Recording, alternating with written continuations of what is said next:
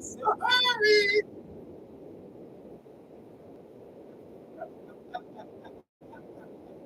This movie all of a sudden made sense to me. It's all about swing, baby.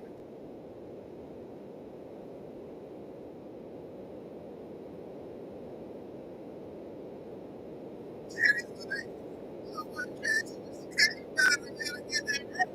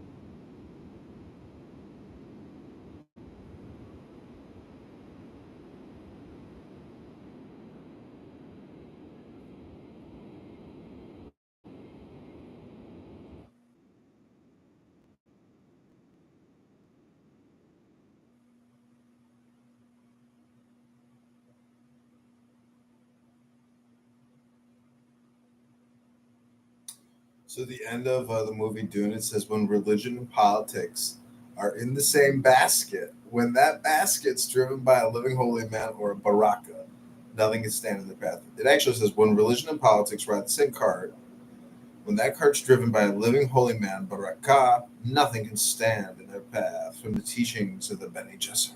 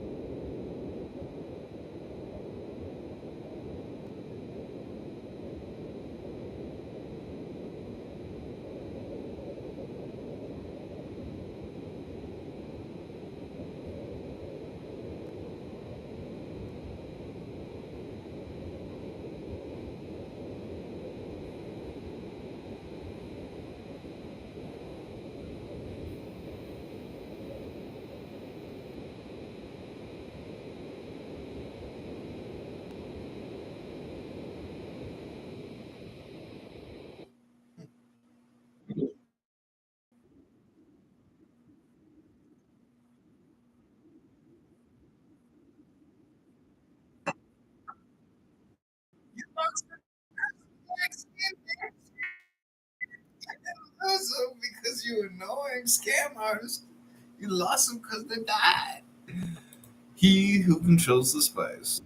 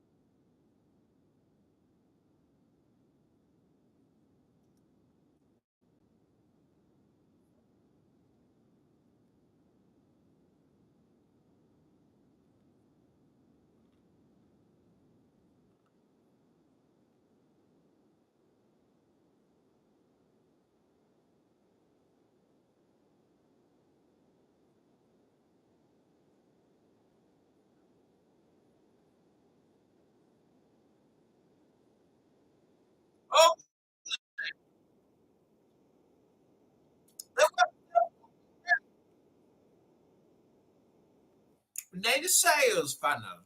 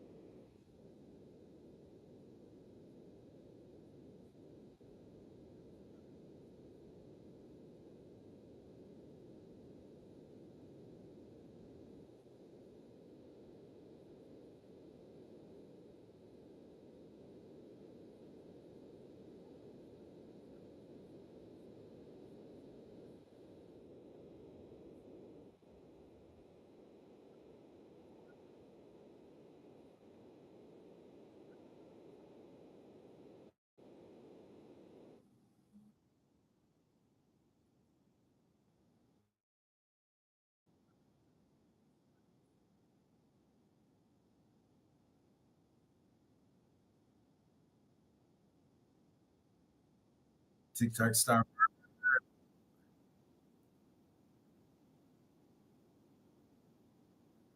What's in the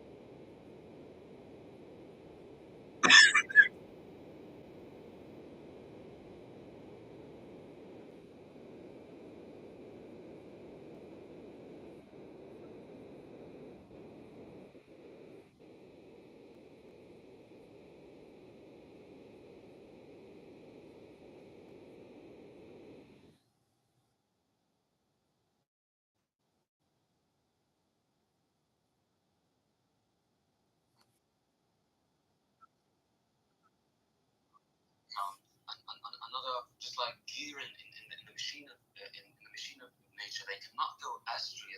They're an intrinsic part of nature. They have a certain role to them, be it an earth form or whatever. And that's why they're part of like a complete, comprehensive ecosystem that functions magnificently well. It's when we as human beings that have mind, when we intervene, that we just like interrupt the magnificent functioning of that system. So this is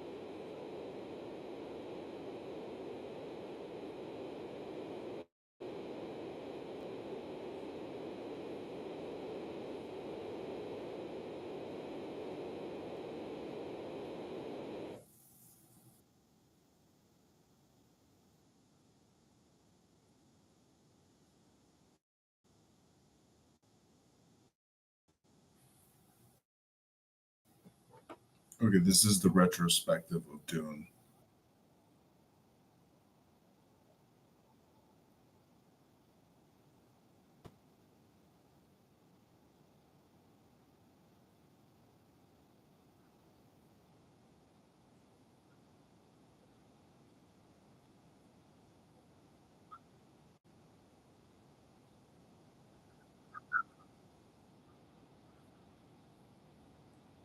Wait, hold on. I got a hater on YouTube. Hillary Merrick. She writes, I've named him Edwin. He has a wild backstory. Whole, not wild. Hello, Edwin. So, what's it like to be a chair? Do you feel abandoned? And do you need a hug? No, madam. I'm perfectly fine over here. We're listening to the Dune retrospective.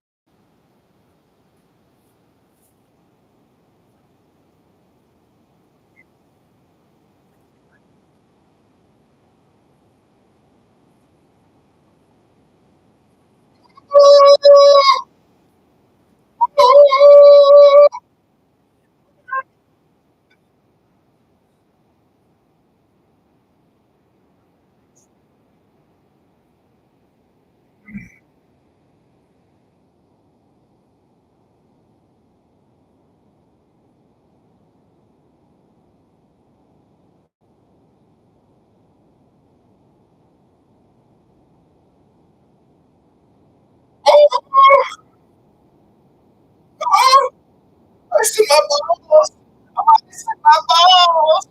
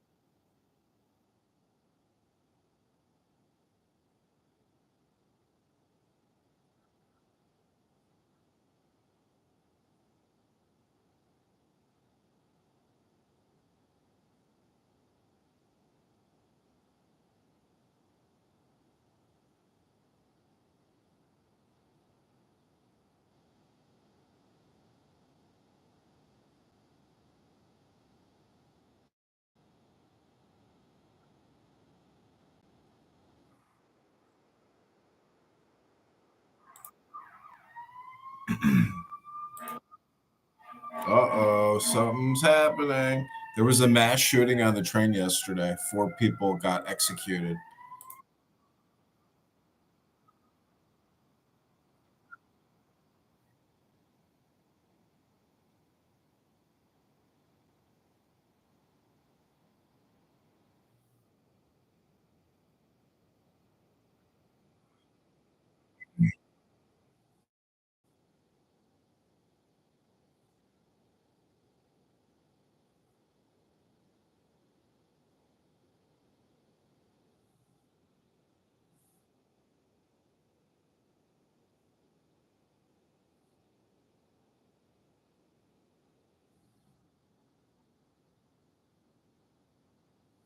That's pretty cool.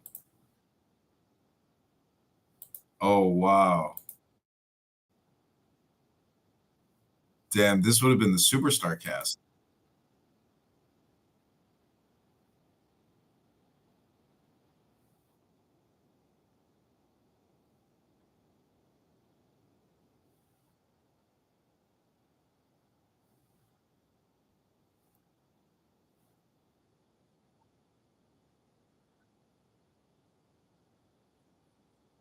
Dino De Laurentiis.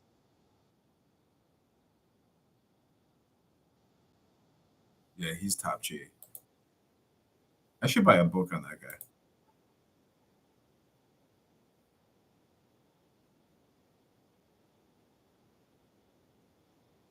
Yeah, Conan was huge, but I never knew that he did King Kong, but that version sucked.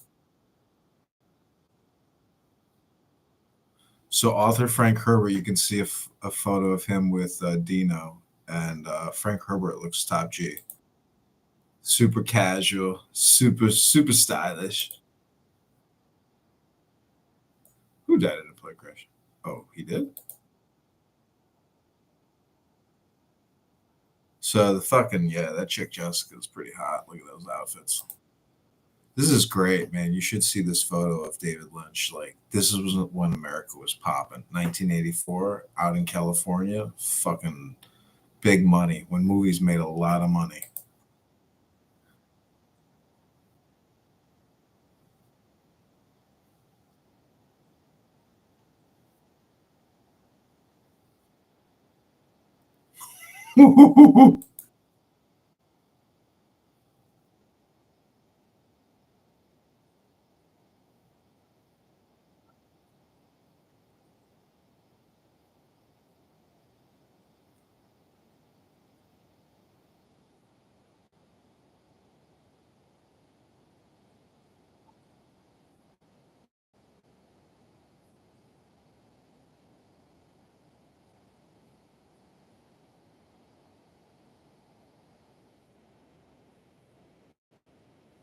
It's so funny listening to people say that anything negative about the movie. It's like, what is the point about saying anything negative about this incredible movie? And I love it when people do it because it's just like a clown house room where you're just like, okay, I guess they have to add more content.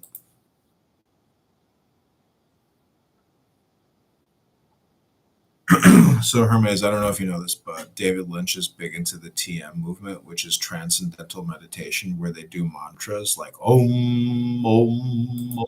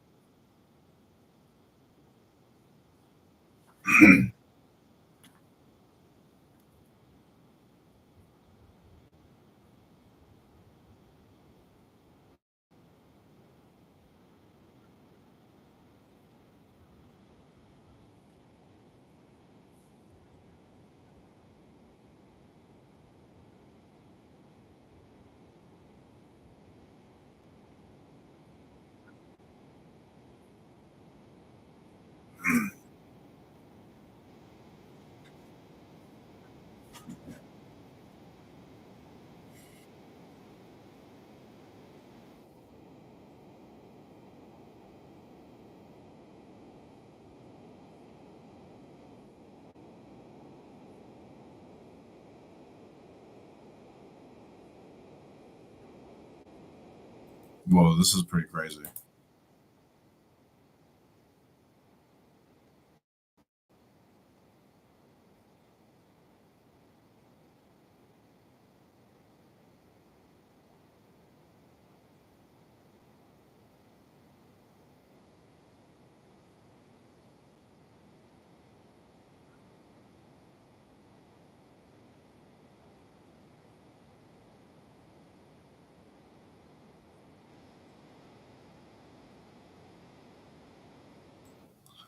It's funny. He was like dressed so professionally. It looked like he was fucking melting. It's fucking hot as balls.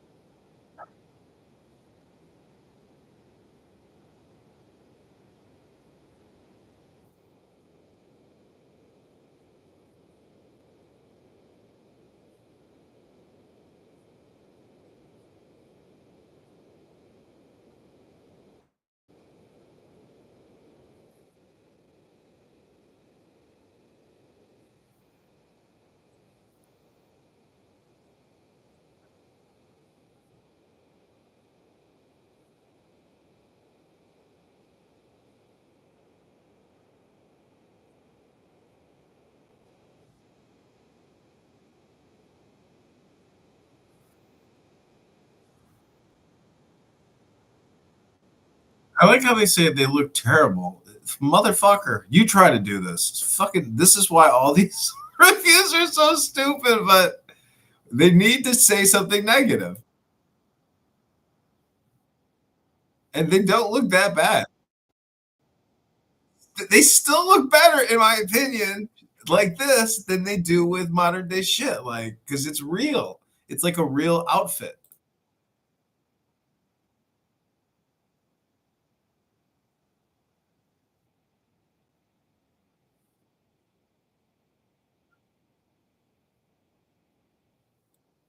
When you look at the total number of frames, like in the whole movie, and then you have somebody saying, "This looks like shit."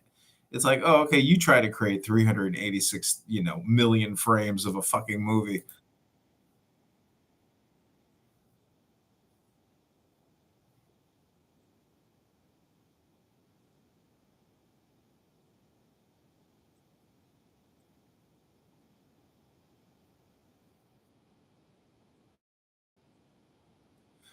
Yeah. I think it's one of the best movies ever made. Definitely, like, I don't know if it's top 10, top 25, probably.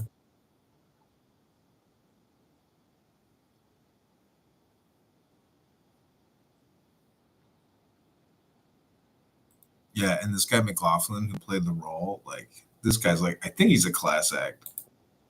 And I'm sure he's a Democrat, but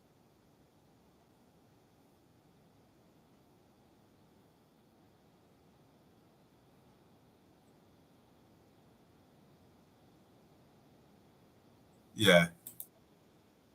I love how the patriarchy in the end.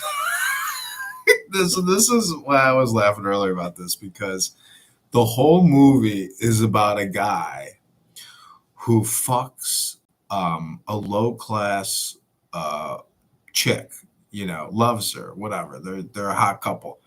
And then when he gets the power of God, he's like, you know what? He's like, that's gonna be my wife, and I'm fucking her, and we're having a kid, and baby, like, I still love you, but like, this is now an open marriage because, baby, I hate to tell you, but I'm fucking God.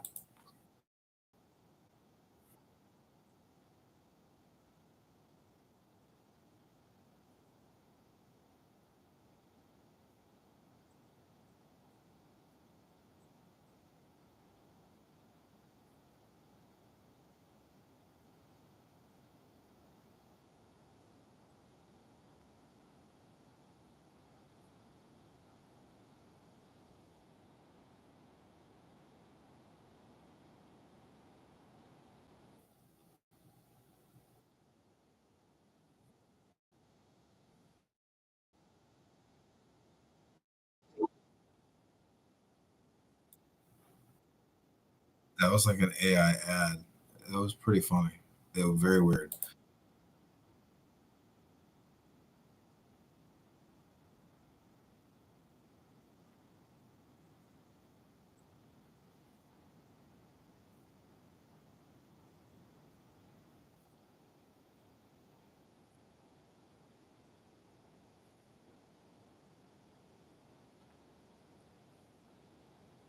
So this is where the Buddha comes in because the Buddha was a prince and Jesus the son of a carpenter. So that's the difference between Christ and Buddha is that it's the royal becoming God versus the poor person becoming God.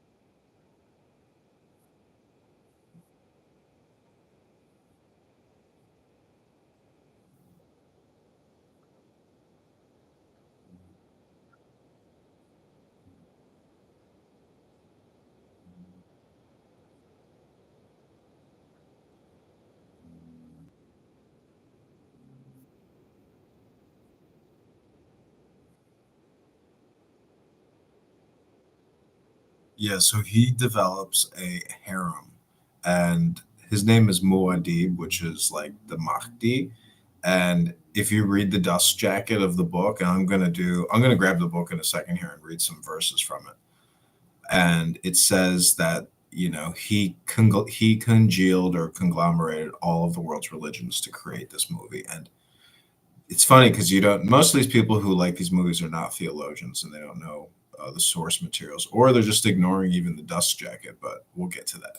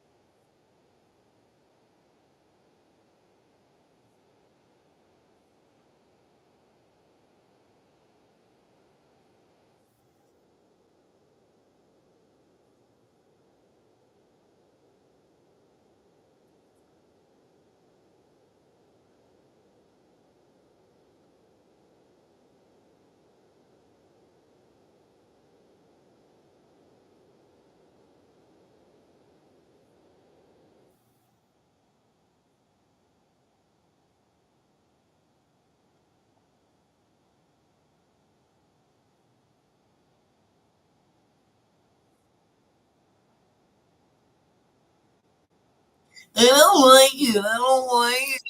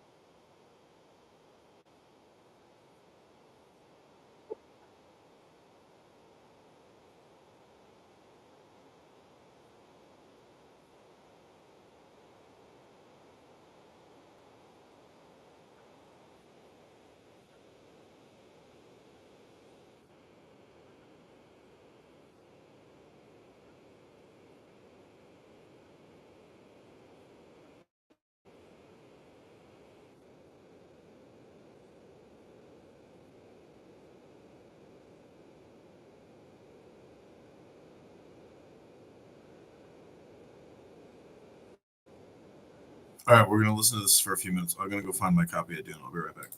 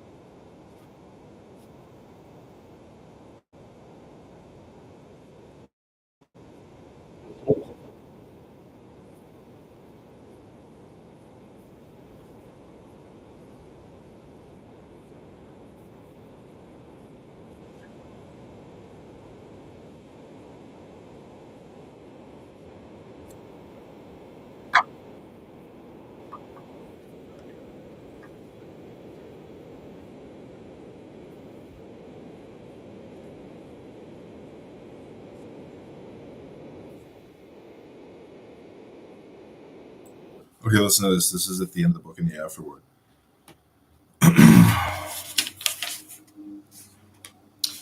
Remarkably, no aliens inhabit the Dune universe. Even the most exotic of creatures, the mutant guild navigators, are humans. So are the vile genetic wizards, the the Tlelilaxu, and the Golas grown in their flesh vats.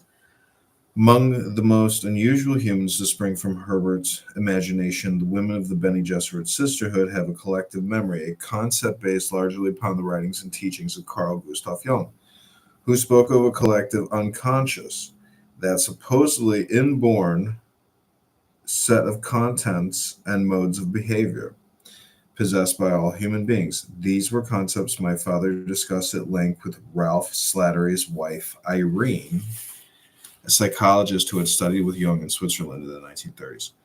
Frank Herbert's life reached a crescendo in the years after 1957 when he focused his unusual experiences, knowledge, in creating his great novel. In the massive piles of books he read to research Dune, he recalled reading somewhere that ecology was the science of understanding consequences. This was not his original concept, but as he learned from Ezra Pound, he made it new and put it in a form that was palatable to millions of people. With a worldview similar to that of an American Indian, Dad saw a Western man inflicting himself on the environment, not living in harmony with it. Despite all the work Dune required, my father said it was his favorite book to write. He used what he called a technique of enormous detail, in which he studied and prepared notes over a 40-year period between 57 and 61, then wrote and rewrote the book between 61 and 65. As Dad expanded and contracted the manuscript depending upon which editor was giving him advice, an error found its way into the final manuscript. The age of Emperor Shaddam Carino IV is slightly inconsistent in the novel, but it is one of the few glitches in the entire Dune series. This is remarkable considering the fact that Frank Herbert wrote the books on typewriters. More than 1 million words without the use of a computer to keep all of the information straight. Late in 1961, in the midst of his monumental effort, Dad fired his literary agent, Lurton Blassingame, because he didn't feel the agent was supportive enough and because he couldn't bear the thought of sending any more stories into the New York publishing industry, which had been rejecting him for years. A couple of years later, when the new novel was nearly complete, he got back together with Blassingame and went through the ordeal of rejection after rejection, more than 20 of them, until Chilton finally picked up the book and paid an advance of $7,500. If not for a far-sighted editor at Chilton, Sterling Lanier, Dune might never have been published, and world literature would be the poorer for it. When my father and I became close in my adulthood and we began to write together, he spoke to me often of the importance of detail, of dentistry, or or density of writing. Student psychology understood the subconscious and liked to say that Dune could be read on any of several layers that were nested beneath the adventure story of a messiah on a desert planet. Ecology is the most obvious layer, but alongside that are politics, religion, philosophy, history, human evolution, and even poetry. Dune is a marvelous tapestry of words, sounds, images. Sometimes he wrote passages in poetry first, which he expanded and converted to prose, forming sentences that included elements of the original poems. Dad told me that you could follow any of the novel's layers as you read it, and then start the book all over again, focusing on an entirely different layer. At the end of the book, he intentionally left loose ends and said he did this to send the reader spinning out of the story with bits and pieces of it still clinging to them, so that they would want to go back and read it again. A neat trick, and he pulled it off perfectly. I don't understand that. He wrote, left loose ends and said he did this to send the reader spinning. Okay. As his eldest son, I see familial influences in the story. Earlier, I noted that my mother is memorialized in Dune, and so is Dad. He must have been thinking of himself when he wrote that Duke Leto's qualities as a father have long been overlooked. The words have deep significance to me because at the time he and I were not getting along well at all. I was going through a rebellious teenage phase, reacting to the uncompromising manner in which he ruled the household. At the beginning of Dune, Paul Atreides is 15 years old, around the same age I was at the time the book was first serialized in analog. I do not see myself much in the characterization of Paul, but I do see Dad in Paul's father, the noble Duke Leo Atreides. In one passage, Frank Herbert wrote, "Yet many facts open the way to this Duke. His abiding love for his Bene Gesserit lady, the dreams he held for his son. Late in his life, Dad responded to interview questions about my own writing career by saying the acorn doesn't fall far from the oak tree. He often complimented me to others more than he did to me directly. To most of his friends, he seemed like an extrovert, but in family matters, he was often quite the opposite, preferring to retire to his study. Frequently, his strongest emotions went on the page, so I often feel him speaking to me as I read his stories. Once I asked my father if he thought his magnum opus would endure.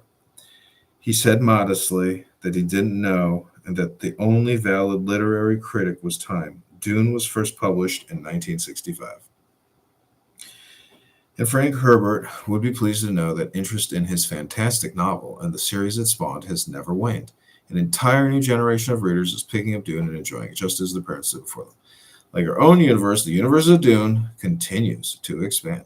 Frank Herbert wrote 6 novels in the series, and I've written a number of others in collaboration with Kevin J. Anderson, including the dramatic final chapter in the Dune series. Frank Herbert was working on that project when he died in '86, and it would have been the third book in a trilogy that he began with Heretics of Dune and Chapter House Dune. In those novels, he set up a great mystery, and now, decades after his death, the solution is most closely guarded secret in science fiction. By the time we complete those stories, I'm sure as soon as Kamala and Waltz are like put in, there'll be a new Dune movie. By the time we complete those stories, there will be a wealth of Dune novels, along with a 1984 movie directed by David Lynch and 2 television miniseries, Frank Herbert's Dune and Frank Herbert's Children of Dune, both produced by Richard Rubinstein.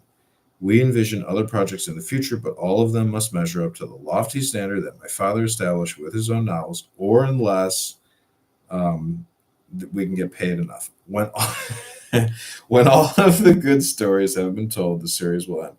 But that will not really be a conclusion because we can always go back to Dune itself and do it all over again if we got to make more money. Brian Herbert, Seattle, Washington. So wait, he doesn't have the same name? Brian Herbert? Yeah, Frank Herbert. Okay. All right. Well, I guess he loved his daddy.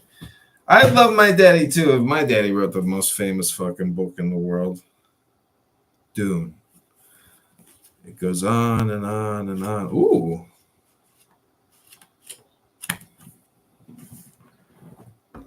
What was that?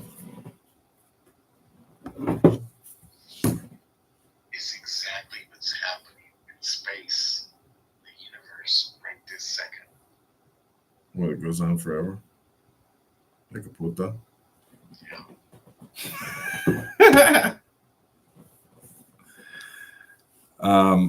Okay, any comments, thoughts, ideas about Dune? I did like the second one. Did you see the remake?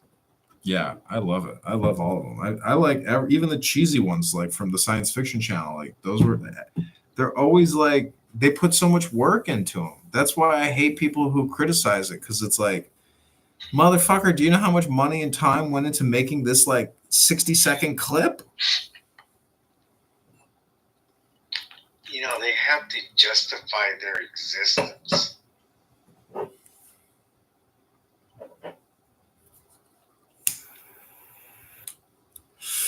Who, Hollywood? Well, the critics, right? They have to criticize. That's what they do to get paid. No, that's true. I forgot they call them To critics. justify their existence.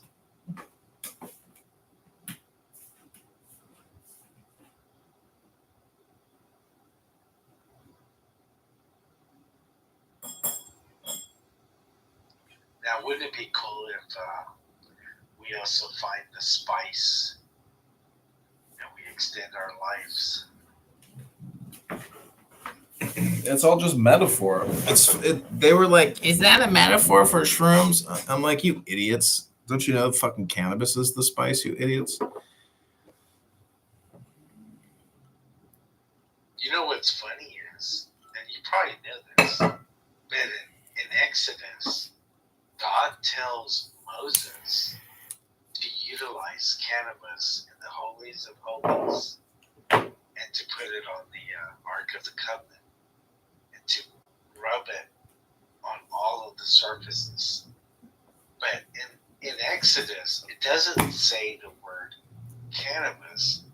It uses the word cannabis in Hebrew. That's why most people didn't catch it.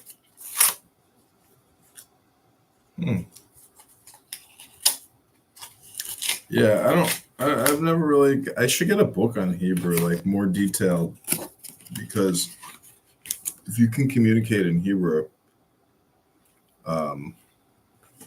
that's a nice language. But I'll tell you, Google Translate. I was translating poetry using Google Translate, and man, oh my god, my shit was blowing up, going viral because I was like writing about war and shit and like creating poetry. It's getting a lot of views. Just because it was like there was an escalation with Hezbollah. Hezbollah. It's like saying has balls.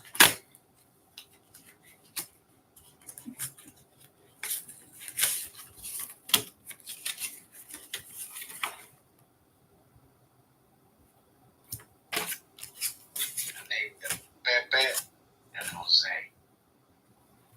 Ramoño, ¿qué pasa, amigo? Soy de mexicano, güey. Wait. What happened to him? I tried to make him a moderator. I hit the move to audience. Dude, bring him back in. Let's see. That's my coach, I think. There you go. The podcast.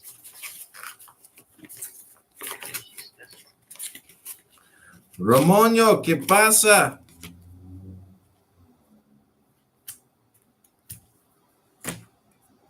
Llegaron las putas a tu casa. He aquí, Aquí. el cortero de tíos caros del mundo. Vámonos, caballeros. Vámonos.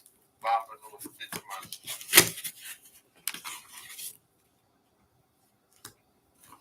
Okay, I'm buying everybody a puta tonight.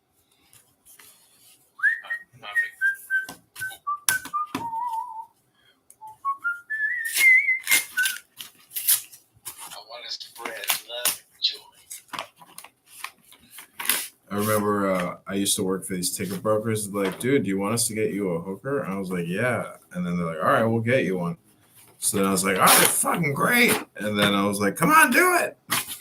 They're like, nah, I don't think so, man. They're like, I think they got either they were worried that if my dad found out, they could like, you know, get in big trouble or something. That's probably what they were thinking. Because I guarantee you, like, I wouldn't be surprised if my dad would shake him down. He'd be like, all right, either I'm going to arrest you guys or like you're going to have to pay me. Because my other uncle shook, man, I've heard terrible things, you know. People do crazy, sick, disgusting, abusive things, you know.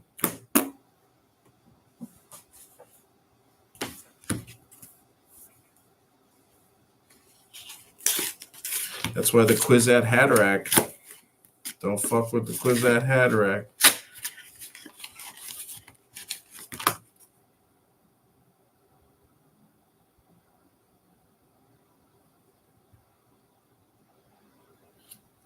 What year did they start putting air conditioning in hotels?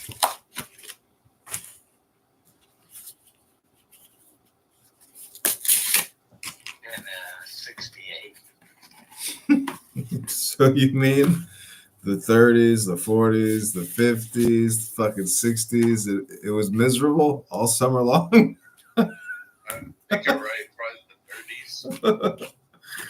Because I don't know how people live without air conditioning. Like, imagine 1875. You're like, God damn, it's fucking hot. And they're like, stop complaining.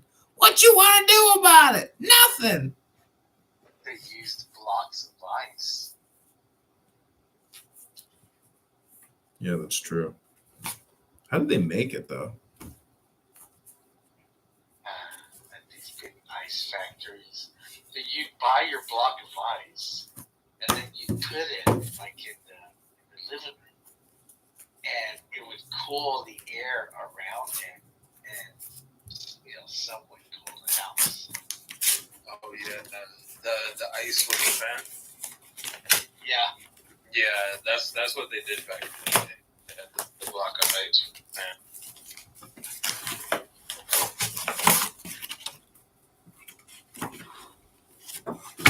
And then you'd invite your puta over for cocktails. Yep. And within 30 minutes, you could smell the ripeness because your puta was sweating.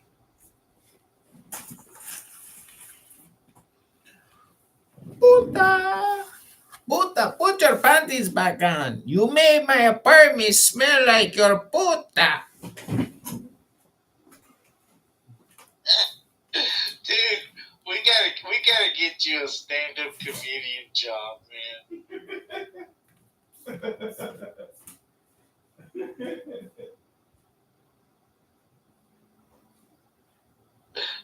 But use the name, the professional name, like a comedian. It would be Steve Appel.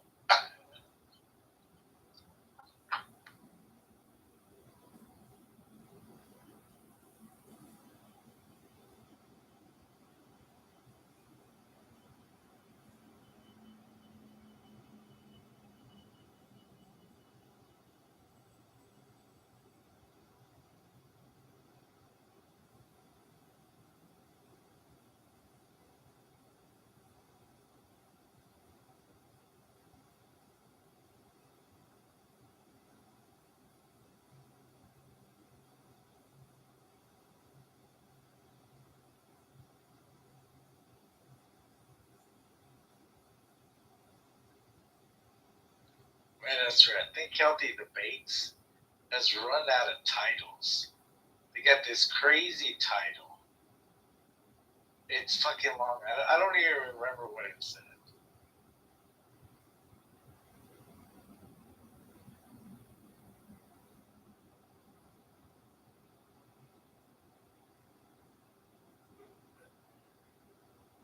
Oh, I got a good title for your room, Adrian. You should say intellectual debates.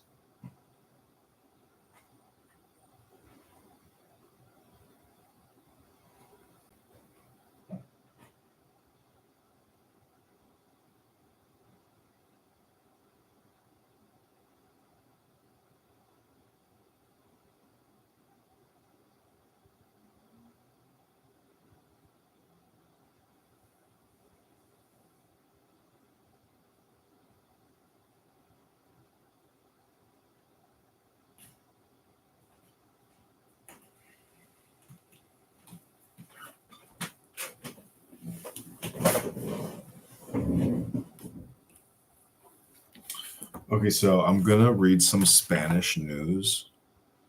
I'm gonna try to get into Spanish broadcasting. They always do really well on YouTube. And I'm gonna shoot 60-second reels for this Spanish newspaper here in Chicago.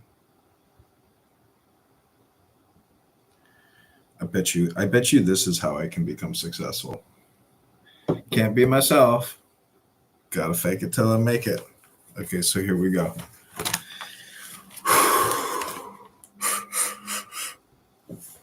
El Chicago Hispano. Más información elchicagohispano.com.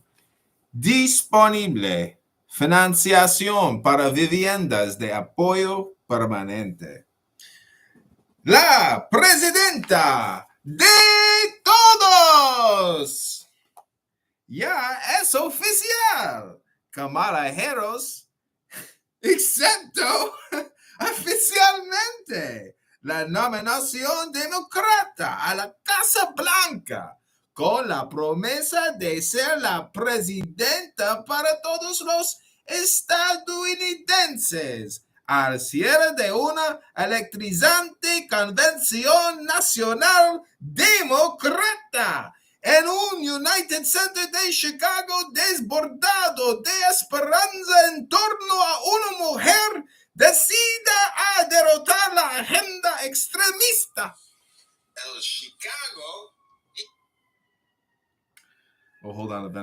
trying to kick my front door in.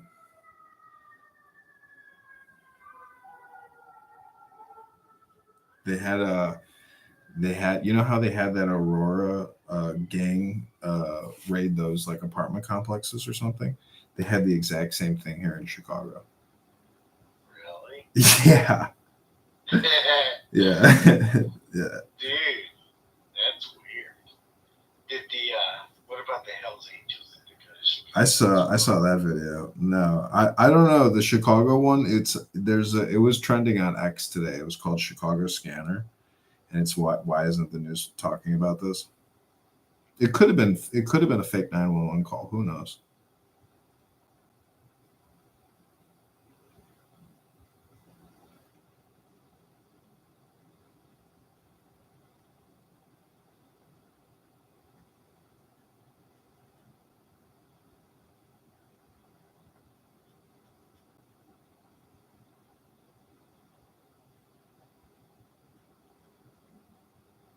It'd be cool to have your keyboard on your phone be in Spanish as opposed to English. I've never even attempted to try to change that. It's got to be a possibility, right? Change the languages. Oh yeah, that's right. You can do that when you set your phone up. I should try that. Oh my god, that's a great idea. Set my new burner phones up in Spanish and pretend I'm Spanish. Never ever speak English. Spanish houses. Never ever speak English.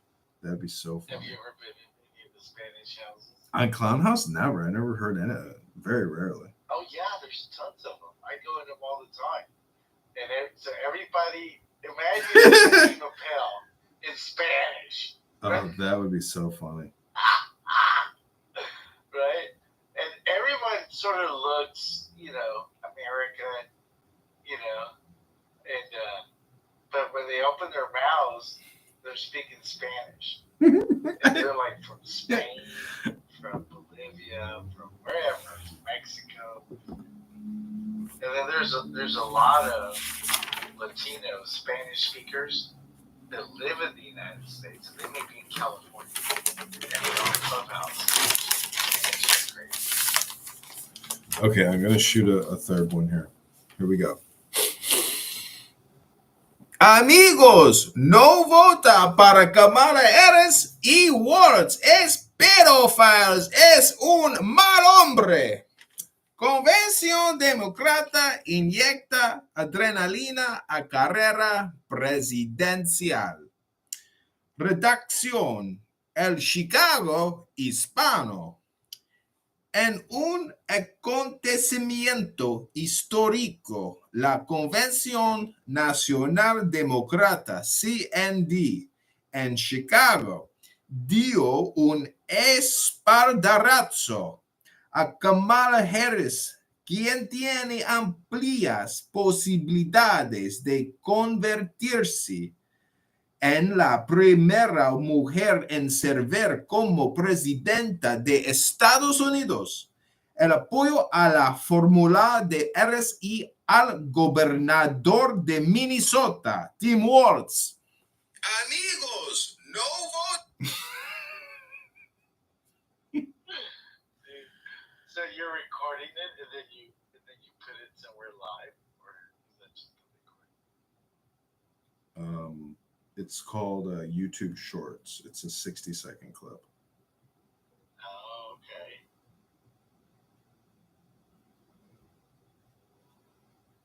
And I bet you the algorithm can't it gives you extra bonus points if you do it in Spanish.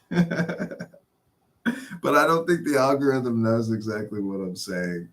And I think Spanish speakers will probably shit their pants. Oh, that's funny, man. They're like, these fucking white boys pretending Spanish.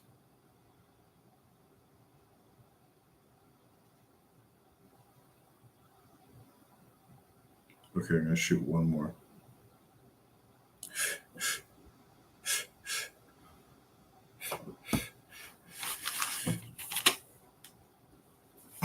Convención Demócrata inyecta adrenalina a carrera presidencial.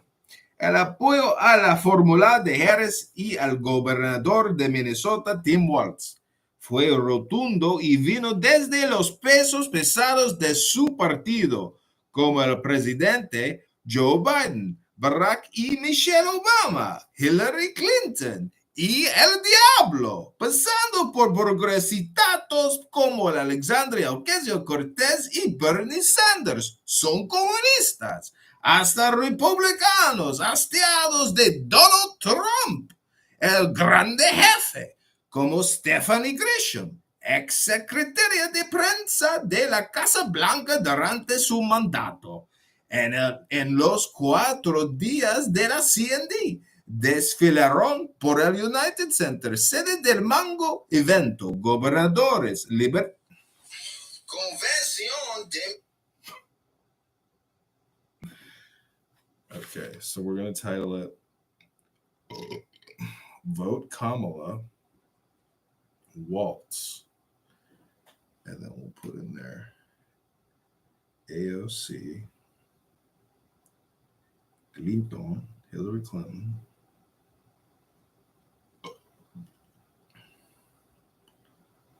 Barack, and Michelle Obama. DNC Chicago News at Adrian Dittman. If you put in their news, it does help as well. It's like, you know, the word is new basically, and the algorithm is always looking for something new. There's a TikTok trend happening right now where if you deposit a check, you know, to the max daily limit, 2,500, it'll allow you to do a withdrawal, but that's like technically check fraud. So everybody on TikTok is doing it, and I wrote a fake news line saying JP Morgan Chase has estimated that the viral TikTok challenge has cost them $100 million in fraudulent check kiting, and it went viral. I made more viral content about a viral scam. Anyways, it's just like, it's funny to try to create fake news.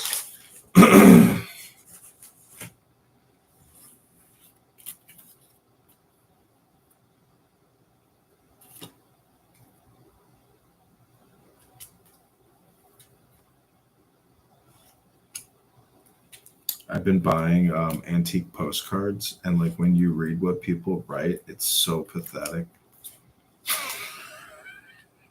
They don't say anything.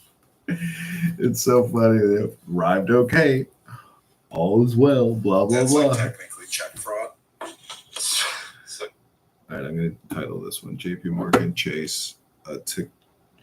JP Morgan Chase TikTok challenge, check fraud news.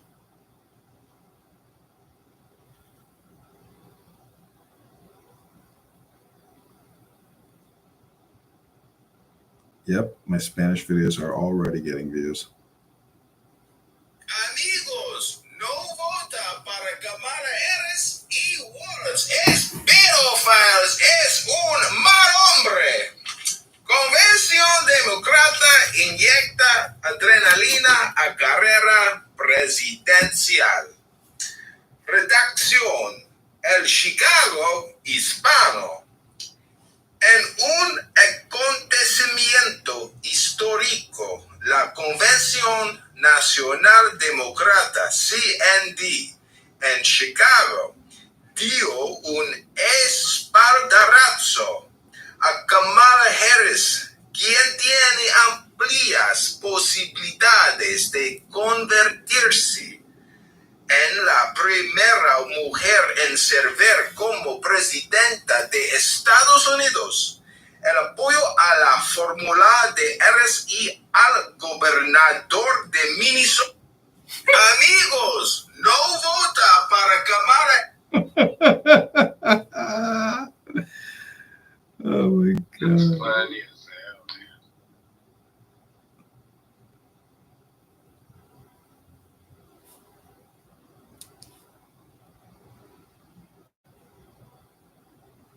That should be a Saturday Night Live skit.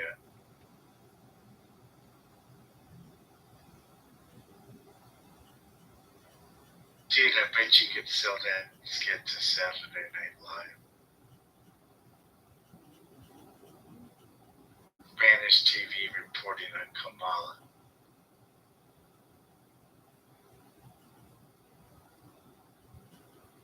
No, everything at SNL is in house. I can't believe the guy still runs it. What's his face?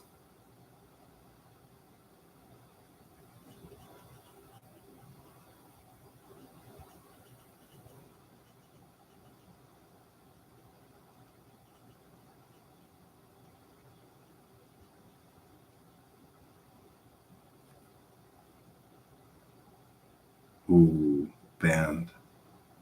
Whew. Fuck, man. Banned. Can't even comment. Damn. That's like technically check fraud. So everybody on TikTok is doing it, and I wrote a fake newsline saying JP Morgan